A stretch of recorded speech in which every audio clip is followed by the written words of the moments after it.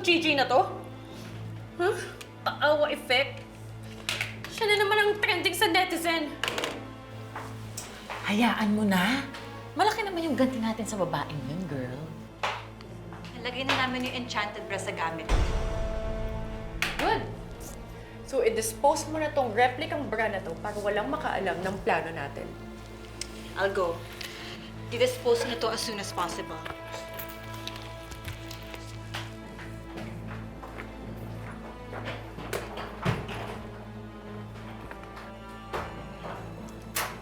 Jared, you're not supposed to be in here. Blair? Anong ginagawa mo? Wala ka man lang bang high or low? Just cut the crap, okay? Bakit hanggang ngayon binubuli niyo pa din si Gigi? And I am sure na kayo yung dahilan kung bakit siya nadulas sa ramp kanina. Jared, ang OA mo. OA? Really? Hindi ka nagre-reply sa mga texts or calls ko, tapos ito yung sasalubong mo sa akin, sa aming mga friends mo? I only care about Gigi. And you know that. Fine. Magsama kayo ng babaeng yon. But don't tell me what to do. Dahil matagal na tayong tapos. At wag mo ko sisisihin if I'll make her life a living hell.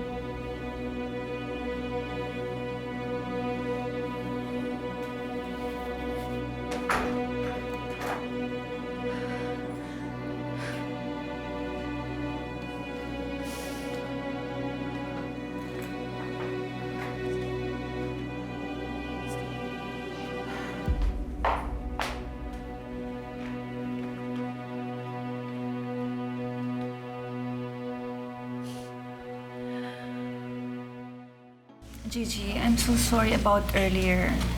Hindi ko maintindihan kung bakit nagkaroon ng oil spill sa stage.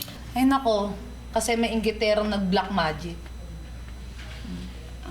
But, on a good side of it, love na love ka ng mga tao. Iba pa rin yung dating mo. Naman! Best friend ko pa ba? Diyos ko, saan ka nakakita ng nakahiga na nga? Nagmo-modeling pa rin, di ba? Sabi nga kasi nila, the show must go on. Anyway, congrats and thank you for being part of the show. Thank you din. Salamat ah. Thank you po. I'll go ahead na. Sige, Missy. Ingat po kayo.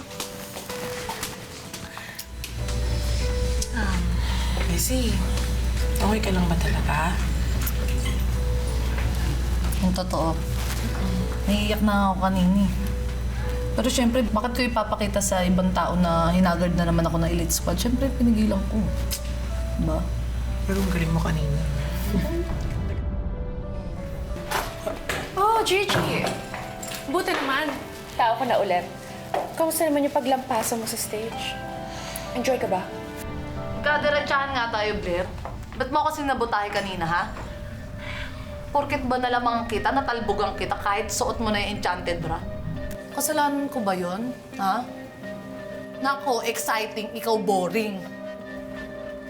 Hindi ka exciting. Epal ka at ex-senadora. Eh kaysa naman sa'yo, mukha kang punong kahoy na nakabra. Alam mo, dapat nilagyan ko ng bubog yung oil eh. Para nagkanta sugat-sugat ka sa stage. Ba't kakailanganin mo pa ng bubog? Eh magandang bubog na ako na mararamdaman mo ngayon.